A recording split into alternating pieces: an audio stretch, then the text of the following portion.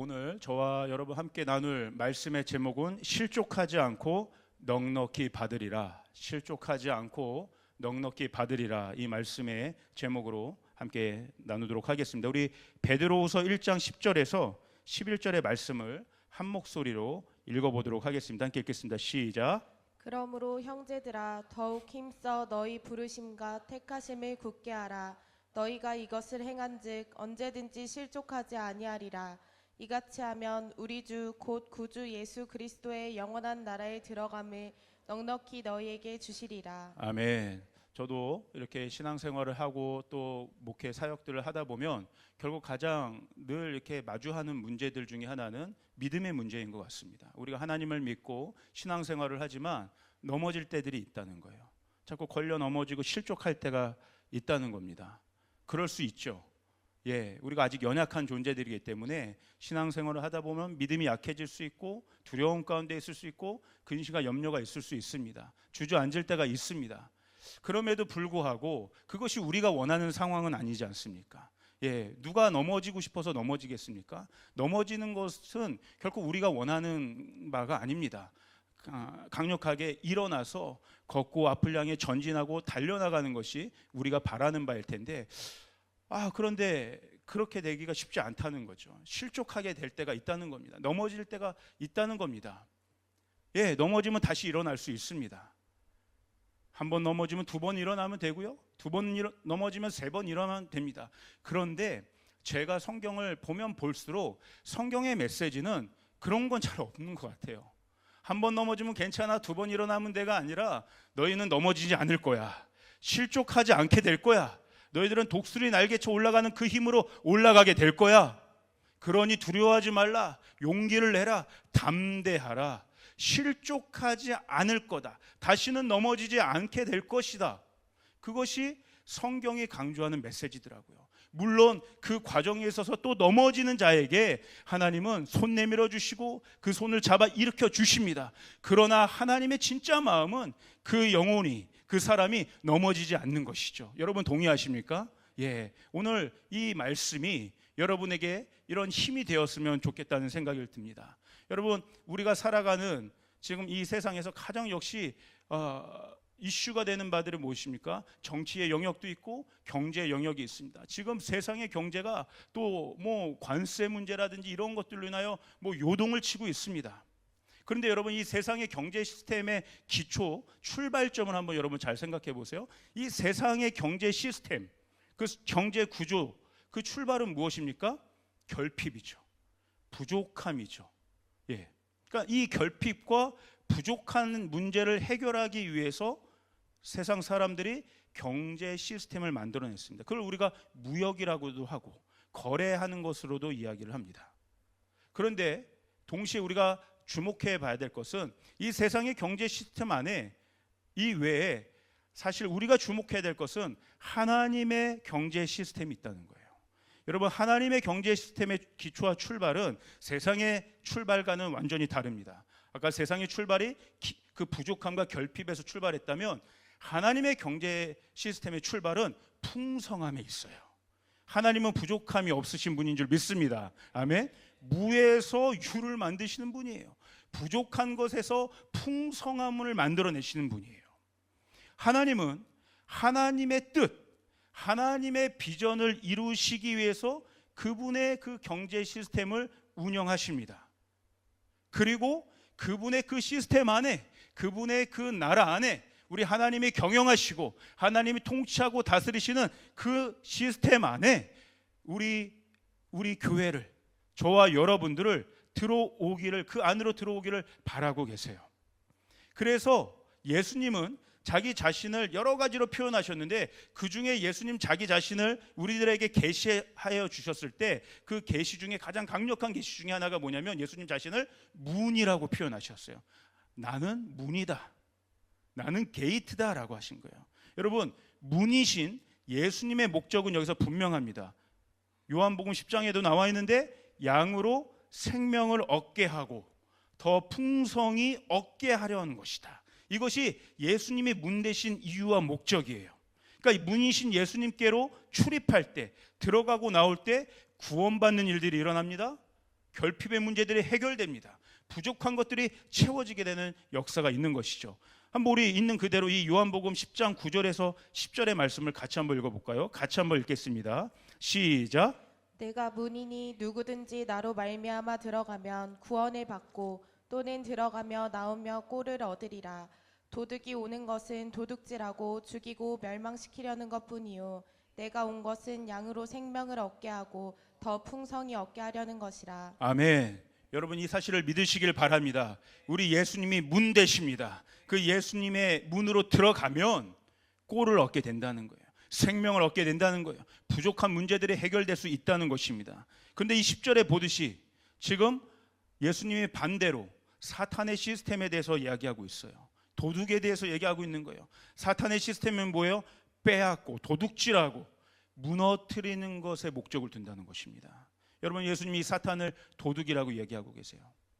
분명한 거죠. 도둑도 분명한 목적이 있는 거예요. 빼앗고 무너뜨리고 멸망시키는 것이다.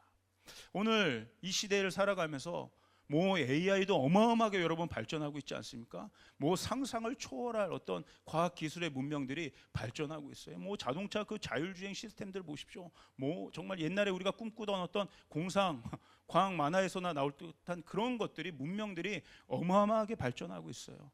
풍족해지는 것 같습니다. 그런데 그와 반대로 우리들의 마음은, 현대인들의 마음은 굉장히 더 각박해지는 것 같습니다. 인색해지는 것 같아요. 넉넉하지 못하는 것 같아요. 늘 언제나 뭔가 쫓기고 여유가 없습니다. 예, 이 아이러니함. 옛날에는 오히려 뭐 좀 어렵게 살았어도 마음이 굉장히 여유가 있었는데, 풍성함들이 있었는데 오늘 우리의 마음들 안에는 그 여유가 없는 것 같아요. 제가 보건대 이것은 굉장히 영적인 일이라고 생각합니다. 왜요? 도둑이 계속 우리 마음 가운데 들어와서 우리 안에 있는 것들을 빼앗는 것이죠. 도둑질하는 것이죠. 여러분, 그러므로 이 시간 여러분 강력하게 여러분에게 권면드리고 싶습니다. 여러분의 마음의 문을 예수의 문으로 세우시기를 바랍니다.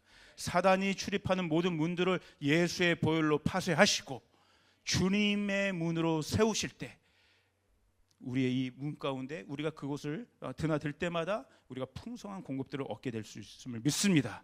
예수님이 출입하시는 문을 만들어야 된다. 예. 제가 이 사탄에 대해서 여러분과 오늘 이 시간 조금 더 나누고 싶습니다. 여러분, 사탄의 실체들이 있습니다. 예. 도둑질하는 자죠, 여기서. 예. 조금 더 깊이 들어가 보면 사탄의 실체, 가장 강력한 실체 중에 하나는 죄를 유발시키는 자예요. 아담의 원죄가 여러분 어디에서부터 나왔습니까? 사탄에서부터 나온 거예요, 사실은. 예, 죄를 짓도록 만든 거죠. 그러니까 이 죄가 실제적인 범죄함이 사탄으로부터 시작됐다는 것들을 우리는 분명하게 인식해야 됩니다. 사탄이라는 존재가 실제 있다. 우리가 하나님이 살아계시다는 것을 믿는 만큼 사탄이라고 하는 그 죄를 유발시키는 존재도 있다는 것을 여러분 우리가 인식하고 살아야 됩니다. 그래서 로마서 6장 23절에 보면 뭐라고 나와 있습니까?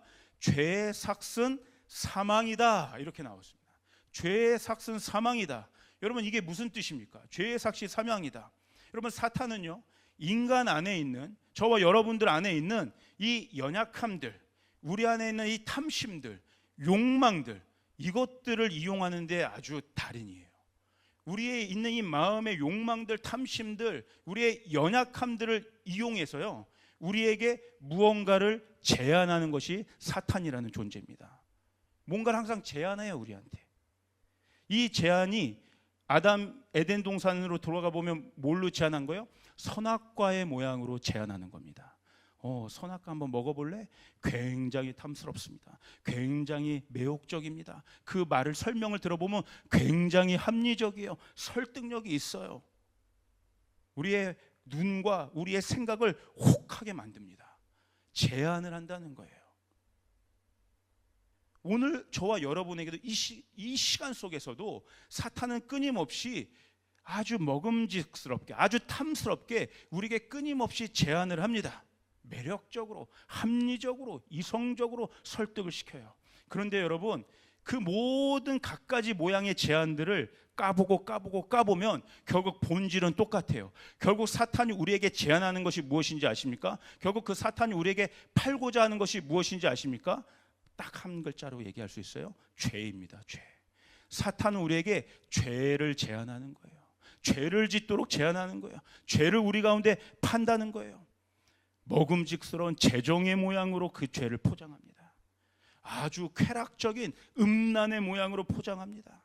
아주 우리를 높아지고자 하는 그 명예욕으로 그 죄를 포장합니다. 이기적인 욕망으로 포장하고 나의 의로움을 드러내고자 하는 그 욕망으로 그 죄를 포장해서 우리에게 제안을 하는 게 사탄이라는 존재예요. 여러분, 이 사탄이 우리에게 제안하는 이 죄를요, 우리가 덥석 받아들이는 거예요. 이 죄를 딱 받아들이면 사탄은 그냥 그것을 주고 끝내는 것이 아닙니다. 반드시 사탄도 뭔가 우리에게서 돌려받고 싶은 게 있는 거예요. 거래하는 거예요. 거래, 트레이드. 우리가 죄를 사탄으로부터 사면 사탄도 우리에게 취하는 것이 있다는 것이에요. 하나님의 약속, 우리 가운데 있는 하나님의 약속을 빼앗아갈 수 있어요. 우리가 사탄으로부터 음란의 죄를 사면 사탄은 우리 안에 있는 가정의 화목함을 빼앗아갈 수 있다는 거예요. 우리가 사탄에게 뭔가 찰나적인 쾌락의 죄를 사가면 사탄은 우리에게 원래 있었던 영원한 기쁨과 그 자유함을 빼앗아갈 수 있다는 거예요. 심지어 우리 육체의 건강도 빼앗아갈 수 있다는 거예요. 우리가 사단이 제안하는 그 죄를 사면 사단은 그것을 빼앗아갈 수 있는 존재라는 거죠. 여러분, 우리가 지금 느헤미야 기도회를 하고 있지 않습니까? 우리가 지금 듣고 있다시피 느헤미야가 처한 상황이 어때요? 황폐한 예루살렘 가운데 있는 상황이었죠. 왜 그렇게 되었습니까? 사실은 본질은 무엇입니까?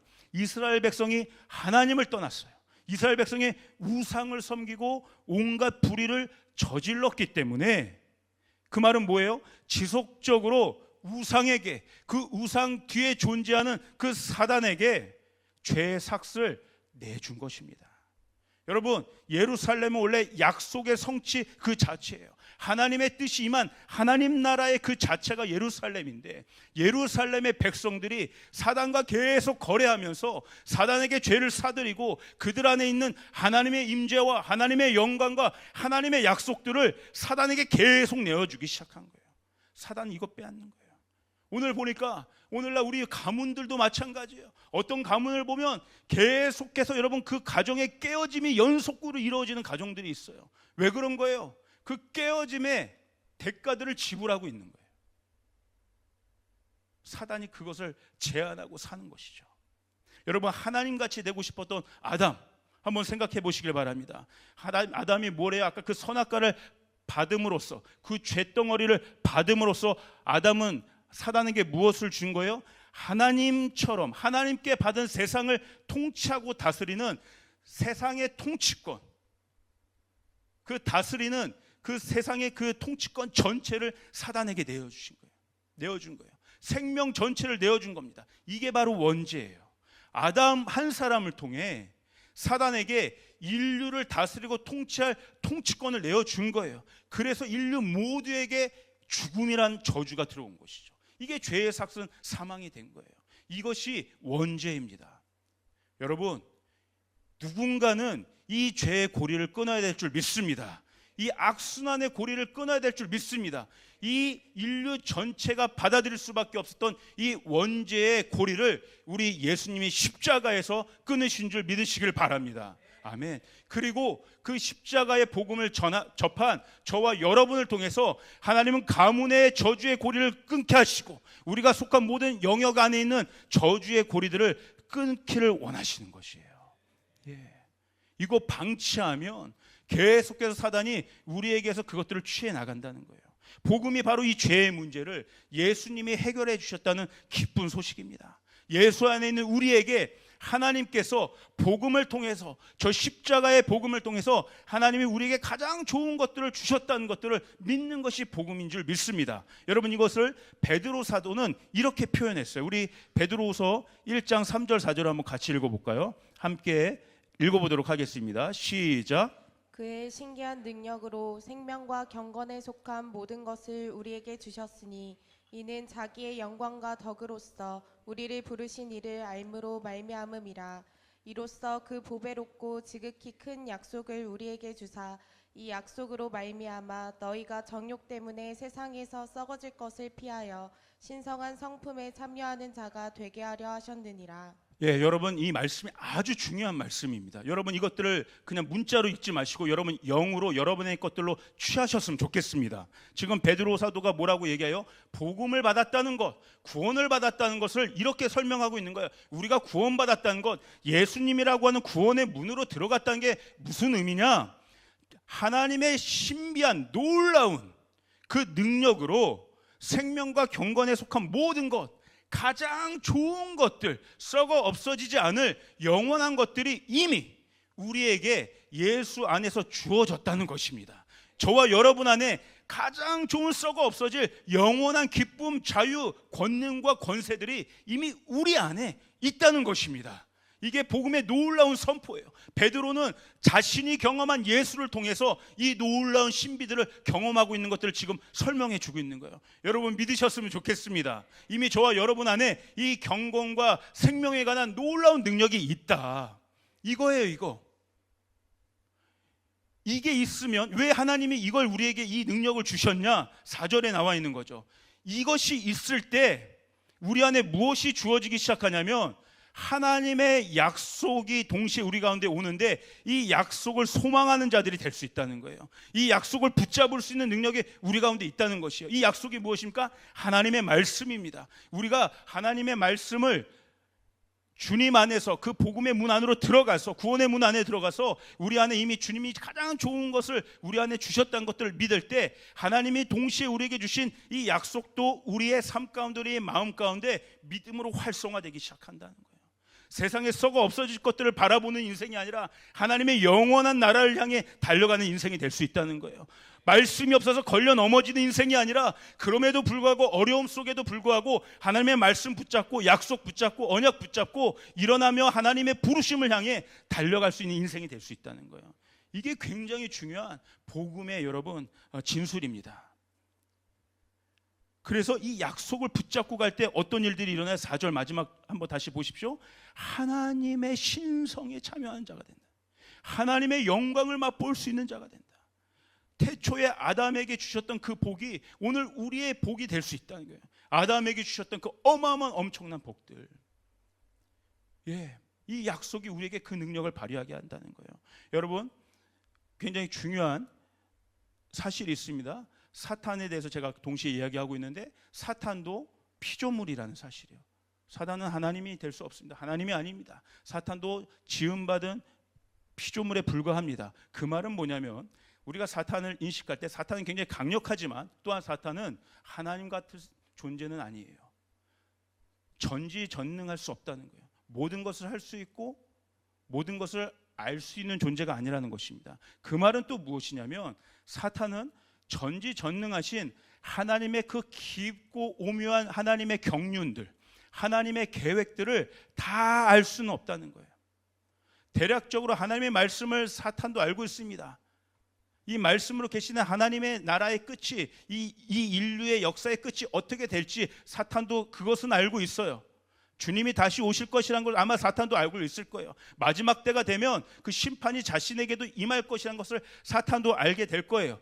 그런데 그 하나님의 원대한 마침내 이루어질 그 뜻과 계획이 어떻게 어떠한 방식으로 누구를 통해서 이루어질 것인가는 속속들이 저는 사탄이 다 알지 못할 거라고 생각합니다. 왜? 전지한 존재가 아니기 때문에. 여러분 그러나 여기 놀라운 복음에 놀라운 신비가 있습니다. 하나님의 이 완전한 계획들, 하나님의 완전한 뜻들, 하나님의 완전한 약속들, 이것이 어떻게 누구를 통해서 이루어질 것인가? 바로 저와 여러분을 통해서 이루어진다는 거죠. 나를 통해서 하나님의 말씀이 이루어지는 줄 믿습니다. 나를 통해서 하나님의 약속이 이루어질 것을 여러분 믿으시길 바랍니다. 사탄도 그건 알고 있는 거예요. 나를 통해서, 사람을 통해서 하나님이 그 뜻을 이루신다. 사탄이 그것은 알고 있지만 어떻게 이루어질지는 몰라요. 그러니까 사탄이 무엇을 행하고 있는 건지 아세요? 끊임없이 믿는 저희들도 미혹하는 거예요. 유혹하는 거예요. 죄를 짓게 만드는 거예요. 죄를 지음으로써 우리 안에 있는 하나님의 약속을 빼가는 겁니다. 설계도를 빼가는 겁니다. 우리 안에 그려지고 있는 하나님의 비전의 뜻들, 비전의 설계도들을 빼앗아 가는 것입니다. 우리가 사탄에게 죄를 거래할 때마다 우리는 그것들을, 하나님의 말씀을, 우리 안에 이미 있는 하나님의 그 경공과 능력에 있는 하나님의 언약들, 하나님의 약속들을 아무것도 아닌 것처럼 우리는 빼앗기고 마는 것이에요. 그것을 내주는 것이에요. 마치 에서가 팥죽 한 그릇에 그 장자권을 아무것도 아닌 것처럼 내어주는 것처럼 우리 안에 그 장자권이 얼마나 소중한지, 그것이 어떤 눈에 보이지 않잖아요. 장자권이. 그리고 지금 당장 어떤 효력을 발생하는 것도 아닌 것 같잖아요. 그러니까 우리 안에 있는 이 말씀들, 우리가 들었던 말씀들, 우리가 쌓아왔던 말씀들, 우리가 붙잡았던 말씀들, 우리가 매달렸던, 의지하고 선포했던 그 말씀들, 언약들을 아무것도 아닌 것처럼 사탄과 거래하고 만다는 거예요. 아하, 이 사람 안에 이런 계획이 있었구나, 이 사람 안에 하나님이 이런 뜻들이 있었구나. 사탄이 설계들을 보기 시작하는 거예요. 아, 하나님이 원래 이 사람을 통해, 하나님의 사람들을 통해서 이 영역 속에 이런 일들을 행하려고 하셨구나. 정치 영역에, 경제 영역에, 사회 영역에, 이 가정의 영역 가운데, 이 가문의 영역 가운데, 이 교회 공동체 가운데 하나님이 이런 사람들을 통해서 이런 일들을 하려고 하셨구나. 그 거래된 죄와 거래한 어떤 설계도를 사단이 취하면서 그걸 볼 수 있게 된다. 정치 영역 가운데 하나님께서 세우실 하나님의 사람들을 통해서 하나님은 그 영역을 하나님의 뜻이 통하는, 하나님의 법률이 세워지는, 하나님의 다스림이 임하는 하나님의 영역으로 하나님께서 세우고자 하는 것이 하나님의 목적이었는데, 하나님의 뜻에 합한 자가 서지 않으면 그 안에 있는 그 설계도를 보면서 사단이 그것들을 이용하게 된다는 거예요. 경제 영역도 마찬가지입니다. 그 안에 하나님의 사람이 온전히 서 있지 못하면 어둠의 재정이 흘러가게 될 수밖에 없게 된 거예요. 교육의 영역, 문화 영역도 다 마찬가지예요.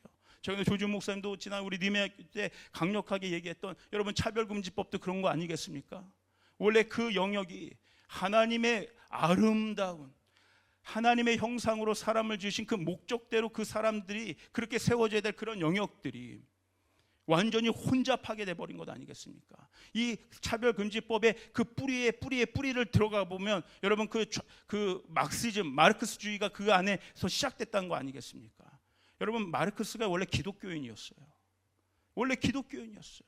그 마르크스가 온전히 하나님의 뜻에 끝까지 세워진 사람이 되었다면, 하나님의 말씀을 끝까지 제대로 붙잡는 사람이 되었다면 그런 사상을 만들어내지 않을 것입니다. 그런데 그 안에 있는 뭔가가 왜곡되어졌기 때문에, 뭔가가 잘못 거래되었기 때문에 하나님의 말씀을 빼앗기기 시작하고 말씀을 왜곡시키기 시작하고, 그래서 세상의 철학과 세상의 어떤 다른 것들을 보면서 잘못된 그 사상과 이론 체계들을 만들기 시작한 거예요. 그것이 영향력을 미쳐서 지금 여기까지 이렇게 온 것 아니겠습니까? 여러분, 우리 가정 가운데, 우리 가문 가운데 하나님의 약속이 있습니다. 그런데 사탄은요, 그 계획을 빼앗아서 가정을 깨트리고 분열시키려고 하는 거예요. 내 인생에 대한 하나님의 선하신 계획, 선하신 약속이 있습니다. 그런데 사탄의 목적은 뭐예요? 그 약속을 빼앗으려고 하는 거예요. 그러면 여러분, 이 시간 믿음으로 선포합니다. 더 이상 사탄이 우리 안에 있는 하나님의 말씀과 하나님의 약속을 빼앗지 못하게 하시길 바랍니다. 더 이상 당하면 안 됩니다. 음부의 문을 무너뜨려야 됩니다. 우리 마태복음 16장 18절의 말씀을 한번 한 목소리로 선포하시길 바랍니다. 함께 읽겠습니다. 시작. 또 내가 내게 이르노니 너는 베드로라. 내가 이 반석 위에 내 교회를 세우리니 음부의 권세가 이기지 못하리라. 음부의 문이, 여러분 여기 권세는 게이트라고 우리가 설명드렸지 않습니까? 음부의 문, 음부의 게이트가 버티지 못하게 하시길 바랍니다. 사탄과 거래하는 모든 문을 닫아버리시길 바랍니다. 무너뜨리시길 바랍니다. 죄가 여러분을 지배하지 못하시게 하시길 바랍니다. 죄가 우리의 가정을, 우리의 가문을, 우리의 사업을, 우리의 나라를, 이 세계를 지배하지 못하도록 여러분, 우리가 그 방파제의 역할을 해야 될 줄 믿습니다. 하나님의 뜻이 서지 못하게 하는 우리 니에미야 기도회 가운데 지금 그 기도하고 있지 않습니까? 그 도비아와 산발렛의 영들을 여러분 무너뜨리시길 바랍니다. 사단과 은밀하게라도 또 무의식 중에라도 거래하는 그 모든 거래의 끈들을, 그 문들을, 그 게이트들을 여러분 파쇄하시고 오직 예수의 문만 세우시기를 주님의 이름으로 축복합니다. 그래서 우리가 날마다 이렇게 고백해야 되는 거예요. 우리 베드로처럼 예수님은 그리스도시요 살아계신 하나님의 아들이십니다. 예수님만이 나의 구원자시요 나의 공급자시요 나의 전능자시요 나의 치유자시요 나의 기쁨의 근원 되십니다. 주님만이 나의 목적이 되십니다. 주님만이 나의 예배를 받기에 합당하신 그분이 되십니다. 내가 사단과 거래를 하지 않겠습니다. 사단에게 나의 말씀을 빼앗기지 않겠습니다. 내 안에 있는 하나님의 능력들, 권세와 권능들을 사단에게 빼앗기지 않겠습니다. 내 안에 있는 모든 것들을 주님을 향해 드리도록 하겠습니다. 날마다 이 말씀들을 선포하며 나아갈 때 주님이 이렇게 얘기했잖아. 너는 베드로라. 이 반석 위에 베드로가 선포한 주는 그리스도시요 살아계신 하나님의 아들이라는 이 어마어마한 선포와 고백 위에 내가 너의 교회를 세우겠다. 이 교회를 통해 음부의 문이, 음부의 권세가 버티지를 못하게 할 것이다. 여러분, 날마다 저도 지금 계속 그런 기도를 그렇게 하고 있어요. 정말 주님을 생각하면서 그 죄의 권세들을 끊어내고 내가 사단과 거래하는 자가 아니라 하나님만 예배하고 하나님만 경배하고 내가 마땅히 하나님께 드려야 될 모든 영광과 존귀와 찬양을 주님께만 드리는, 하나님 눈을 뜨면 그렇게 기도하는 거죠. 하나님 오늘 하루 저를 지켜주십시오. 저를 인도하여 주십시오. 제가 행하는 모든 일들, 심지어 사역 안에서도 인간의 뜻이 이루어지는 것이 아니라 하나님의 뜻이 이루어질 수 있게 하여 주시옵소서. 사단의 은밀한 유혹들과 사단이 그 우리를 걸려넘어뜨리게 하는 모든 실족케 하는 그 모든 장애물들을 이겨낼 수 있는 힘을 허락하여 주시옵소서.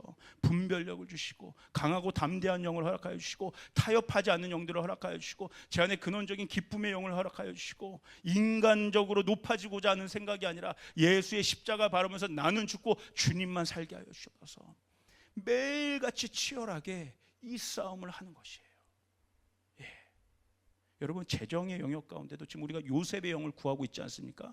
요셉의 영이 저절로 임하는 것이 아닙니다. 요셉 한 사람이 저절로 세워지는 것이 아니에요. 그 어마어마한 세상 그 제국의 문화 안에서, 그 이집트와 또 바벨론 같은 그 문화 안에서 재정을 맡은 요셉 한 사람이 그냥 이루어지는 것이 아니에요. 얼마나 타협할 만한 일들이 많겠습니까? 얼마나 사단과 거래할 일들이 많이 있겠습니까? 얼마나 그냥 내 양심을 그냥 합리화시키고 생각을 합리화시키고 이 문화 속에서 그렇게 해야 될 일들이 많겠습니까? 쉬운 일이 아닙니다, 여러분.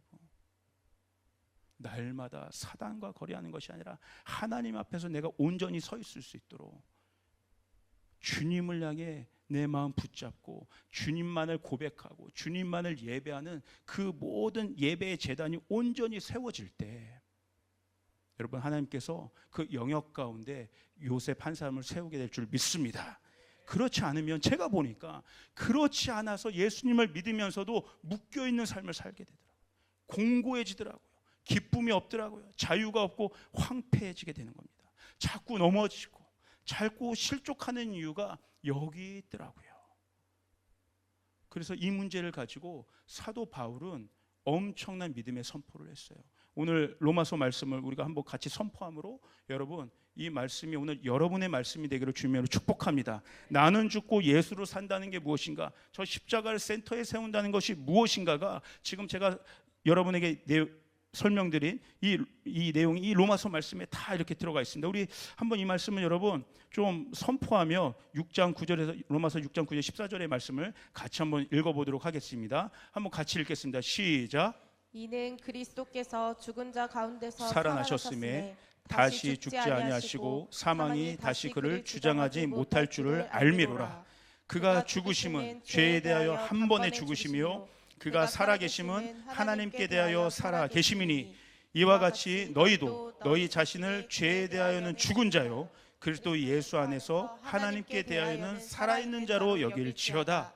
그러므로 너희는 죄가 너희 죽을 몸을 지배하지 못하게 하여 몸의 사욕에 순종하지 말고 또한 너희 지체를 불의의 무기로 죄에게 내주지 말고 오직 너희 자신을 죽은 자 가운데서 다시 살아난 자 같이 하나님께 드리며 너희 지체를 의의 무기로 하나님께 드리라. 죄가 너희를 주장하지 못하리니 이는 너희가 법 아래 있지 아니하고 은혜 아래 있음이라. 아멘. 그럼 여러분, 이제 결론을 맺고자 합니다. 여러분 하나님의 말씀, 하나님의 약속, 하나님의 비전과 뜻이 예수님을 믿는 저와 여러분에게 이미 주어진 줄 믿습니다. 예. 그래서 사도 바울이 뭐라고 얘기합니까? 오늘 우리가 읽은 본문 말씀 베드로서 1장 10절 한번 다시 한번 보겠습니다. 뭐라고요? 그러므로 형제들아 너희가 더욱 힘써서 부르심과 택하심을 굳게 하라. 하나님의 말씀을 굳게 붙잡으라. 너희 안에 있는 하나님의 약속 언약을 굳게 붙잡으라. 이 믿음대로 따라가면, 이 부르심과 택함대로 따라가면 넘어지지 않을 것이라. 왜 실족합니까? 왜 넘어집니까? 성경은 분명히 이야기하고 있는 거예요. 부르심과 택함을 분명히 하지 않기 때문에, 하나님이 우리 안에서 이루고자 하시는 그 뜻을 분명하게 붙잡고 달려가지 않기 때문에 넘어진다는 거예요. 재정이 없어서 넘어지는 것이 아니라, 어떠한 다른 연약함, 감정 때문에 넘어지는 것이 아니라, 부르심과 택함을 굳게 하지 못하기 때문에 자꾸 넘어진다는 것이에요. 사단과 자꾸 은밀하게 협력하고 사단에게 우리의 말씀들을 다 빼앗기고 은근히 사단이 주는 어떤 유혹에 우리가 자꾸 실족하기 때문에 넘어지게 된다는 것이에요. 다른 것 때문에 넘어진다는 게 아니에요. 저 사람 때문에 넘어지고 이런 환경 때문에 넘어지고 그것 때문에 우리가 넘어진다는 것이 아니라 부르심과 택함을 굳게 하지 못하기 때문에 자꾸 넘어진다는 거예요. 하나님의 말씀이 우리 안에 이미 있음에도 불구하고, 그 말씀의 생명력이 우리 안에 이미 주어졌음에도 불구하고 그것을 굳게 붙잡고 있지 못하기 때문에 넘어진다는 거예요. 여러분, 우리 조이풀 교회는 부르심이 분명한 교회인 줄 믿습니다. 비전이 분명한 교회인 줄 믿습니다. 100, 500의 비전을 붙잡고 나아간 우리 모든 조이풀 성도들은 넘어지지 않을 줄 믿습니다. 여러분을 통해서 하나님이 이루고자 하시는 그 언약을 붙잡고 나아가는 모든 성도들, 하나님이 끝까지 붙잡고 그 뜻을 이루게 하실 줄 믿습니다. 넘어지지 않을 수 있는 이유가 이거든. 이거 분명하지 않으면 넘어진다는 거예요. 예, 내 뜻을 날마다 내 생각을 죽이고 하나님의 생각, 인도하심을 따라가야 된다. 부르심과 택하심을 분명히 해야 된다. 좀 더 실제적으로 우리가 적용해 봤으면 좋겠어요. 저는요, 때로는 우리 안에 있는 속임수의 영역들이 있어요. 우리가 뭔가 하나님의 일들을 하고 하나님을 위해 시간을 내고 하나님을 위해 우리의 재정을 내고 우리가 뭔가를 헌신하고 희생하고 섬기고 또 우리 믿는 성도들끼리 함께 교제하고 코이노니아를 나누는 것들, 때로는 그것이 우선순위에 밀릴 때가 있습니다. 왜 그래요? 마이너스라고 생각되기 때문에. 내가 지금 이 모임 가운데 가면 나 할 일도 바쁘고 이거 우선순위들이 있는데 또 이거 왜 이렇게 모임들이 많고 여기 가야 되고 해야 되고, 이게 다 마이너스라는 생각이에요. 제가 요즘에 스몰들의 이렇게 신방들을 많이 하고 다닙니다. 그래서 얘가 그 스몰 신방들을 들어갈 때마다 이렇게 공통적으로 제가 이렇게 권면한 이야기들이 있어요. 이 모임이 너무 소중한 모임이다. 왜냐하면요, 저도 이번에 이렇게 사역하고 집회하고 다니는데 제가 이번에 강력하게 깨달았던 것이 무엇이냐면, 정말 그 어느 때보다 저도 우리 성도분들의 중보기도를 이렇게 많이 제가 받아본 적이 없는 것 같아요. 중보기도를 이렇게 많이 받아봤는데 진짜 이게 그냥 기도해 주셔서 감사합니다, 우리 성도들의 기도가 힘이 되어서 어떤 심리적인 차원으로 제가 느낀 것이 아니고요, 그냥 영적으로 지금 이거 하나님이 일들을 행하시는 것은 우리 성도들의 중보 때문이네. 내가 성도들의 중보를 받았기 때문에 지금 하나님이 이런 일들을 행하시네. 이것이 영으로 깨달아지더라고요. 이것이 그냥 이렇게 본능적으로 이 원인이 해석이 되더라고요. 우와, 어떻게 이 결과들이 이렇게 났지? 그 원인이 중보기도에서 찾아지게 되더라고요. 와, 이 중보기도의 힘이 어마어마한 거예요. 여러분이 스몰에서 모이고 믿는 성도들끼리 한번 모일 때 여러분, 그 나눔이 왜 특별한지 아십니까? 그 나눔들이 기도 제목이 되지 않습니까? 그 기도 제목을 가지고 서로가 서로를 위해서 중보할 때 강력한 하나님의 역사들이 일어나게 된다는 것이에요. 넘치는 복을 받게 된다는 것이에요. 지금 내가 부족하고 연약하고 어려운 가운데 있지만 믿는 성도들 안에서 그것들이 나누어지고 그 삶이 나누어지고 기도 제목들이 나누어지고 함께 한 마음으로 합심하여 두세 사람이 모여서 함께 뜨겁게 서로를 위해 기도해 줄 때 하늘로부터 내려오는 넉넉한 공급들이 우리 안에 실제적으로 부어진다는 거예요. 그러므로 여러분, 그 어느 때보다 지금은 함께 모여 기도하고 함께 모여 말씀 나누고 함께 모여 이 예루살렘의 성벽을 쌓아야 될 줄 믿습니다. 개인의 차원을 넘어가는 어마어마한 공급하심이 우리가 기도받는 그 일들을 통해 이루어질 수 있다는 거예요. 아멘. 아멘. 두 번째는, 이제 우리 예배팀 나오셨으면 좋겠어요. 두 번째는 여러분, 예수님의 의지를 붙잡으셨으면 좋겠어요. 예수님의 확신을 붙잡으셨으면 좋겠어요. 그 말은 무엇이냐면 아까 제가 얘기한 것처럼 말씀을 붙잡으라는 얘기입니다. 우리 요한복음 10장 27절 29절을 한번 보시길 바랍니다. 제가 한번 낭독하겠습니다. 내 양은 내 음성을 들으며 나는 그들을 알며 그들은 나를 따르느니라. 내가 그들에게 영생을 주노니 영원히 멸망하지 아니할 것이요 또 그들을 내 손에서 빼앗을 자가 없느니라. 그들을 주신 내 아버지는 만물보다 크심에 아무도 아버지 손에서 빼앗을 수 없느니라. 여러분, 다른 누구도 아니라 우리 예수님이 우리가 사단으로부터 빼앗기는 모든 것들을 가장 원치 않으신다는 것이에요. 우리의 영혼을 사단에게 더 이상 빼앗기지 않겠다고 하는 예수님의 의지가 이 말씀 안에 들어있다는 겁니다. 빼앗기지 않게 하겠다. 내가 너를 빼앗기는 존재가 되지 않게 하겠다. 내가 너를 넘어지는 존재가 되지 않게 하겠다. 빼앗길 수 없다. 나의 핏값으로 내 모든 죽음을 다 십자가에서 쏟아붓고 살린 너의 영혼을 내가 다시는 빼앗기지 않을 것이다. 예수님의 의지가 여기 있어요. 빼앗기지 않겠다는 그 예수님의 의지. 우리는 연약합니다. 우리의 의지는 약합니다. 그러므로 여러분, 예수님의 의지를 여러분 붙잡으셨으면 좋겠어요. 예수님이 나를 붙들고 계시는구나. 예수님이 나를 넘어지지 않게, 나를 실족하지 않게 지금 이 시간에도 하늘 보좌 우편에서 강력하게 중보하시며 나를 붙들고 계시는구나. 주님, 그러므로 나를 도와주십시오. 내가 더 이상 빼앗기는 존재가 되지 않기 원합니다. 내가 더 이상 걸려 넘어지는 존재가 되지 않기 원합니다. 내가 더 이상 미혹에 연약해지는 존재가 되지 않기 원합니다. 더 이상 내가 죄의 그 영역에 기웃기웃거리는 존재가 되지 않기 원합니다. 주님, 나를 붙잡아 주십시오. 주님은 그 누구보다 나를 강력하게 일으키시고 세우시고 이끄시고 그 부르심과 택함의 사명에 따라 나를 인도하시는 분임을 내가 믿습니다.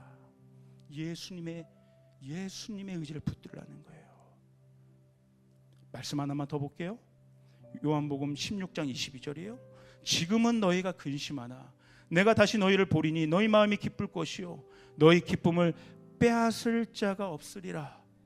이게 지금 이제 예수님이 승천하시기 전에 이제 나중에 이제 제자들에게 이제 죽음과 그것들을 알리시면서 하는 얘기인데, 이게 무슨 말입니까? 지금은 너희가 근심하나 내가 너희를 다시 볼 것이다. 지금 예수님 승천해 계시잖아요. 이제 저와 여러분에게서는. 근데 내가 너희를 다시 볼 것이다. 이게 무엇입니까? 여러분, 우리 예수님은 말씀이신 줄 믿습니다. 오늘 우리가 예수님을 어떻게 만날 수 있습니까? 예수님을 어떻게 경험할 수 있습니까? 살아계신 하나님의 말씀으로 우리가 예수님을 볼 수 있는 것이죠. 그분을 경험할 수 있는 것이죠. 우리가 예수님의 말씀을, 지금 살아계신 이 하나님의 말씀을, 성경의 말씀을 붙잡으면 우리 마음 안에 무엇이 생긴다는가? 빼앗겼던 기쁨의 마음이 다시 회복된다는 것이에요. 이 기쁨을 빼앗길 자가 없게 하겠다는 것입니다. 그러고 다시 한번 우리 16장 24절까지 한번 볼까요? 지금까지는 너희가 내 이름으로 아무것도 구하지 아니하였으나 이제 내 이름으로 구하라. 그리하면 받으리니 너희 기쁨이 충만하리라. 여러분, 예수님의 이름을 부르시기를 바랍니다. 예수님의 이름으로 선포하시길 바랍니다. 예수님의 이름으로 우리 안에 이미 주어진 하나님의 말씀을 선포하시길 바랍니다. 우리 안에는 하나님의 말씀이 예수님의 이름으로 우리가 기도하며 나아갈 때 모든 것들이 예와 아멘이 될 것입니다. 다 그 뜻이 이루어지게 될 것입니다. 말씀이신 예수님이 이 시간에도 모든 삶 가운데도 저와 여러분과 함께 하신다는 거예요. 그분의 말씀이, 그분의 살아계신 영이 우리와 함께 하신다는 거예요. 그러므로 누구든지 이 예수님의 이름을 구하면, 예수님의 말씀을 선포하면 하나님이 넉넉하게 부어주신다는 거예요. 빼앗겼던 모든 마음들을 회복시켜 주신다는 거예요. 넘어진 자도 다시 일으켜서 이제는 다시는 넘어지지 않는 존재로, 하나님의 부르심과 택함을 받은 존재로 그렇게 힘있게 살아갈 수 있게 한다는 거예요. 제 안에도 이것이 한 주 동안 계속 선포되었어요. 하나님, 다시는 빼앗기는 인생이 되지 않겠습니다. 다시는 무너지는 인생이 되지 않겠습니다. 넘어져도 다시 일어난다는 수 있는 것 맞지만 여기에 만족하지 않겠습니다. 넘어지지 않는 인생이 되겠습니다. 낙담하는 인생이 아니라 넉넉함으로 달려가는 인생이 되길 원합니다.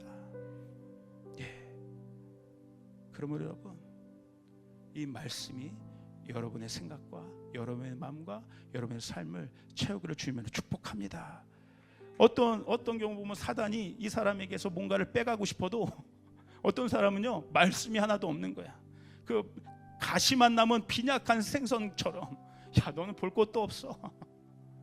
어떤 사람에게 더 그 공격도 센 줄 아십니까? 말씀이 많은 사람들. 사단은 예수님도 공격한 거라는 것을 여러분 아시길 바라요. 그 말씀이 오, 하나님의 뜻이 어마어마하네.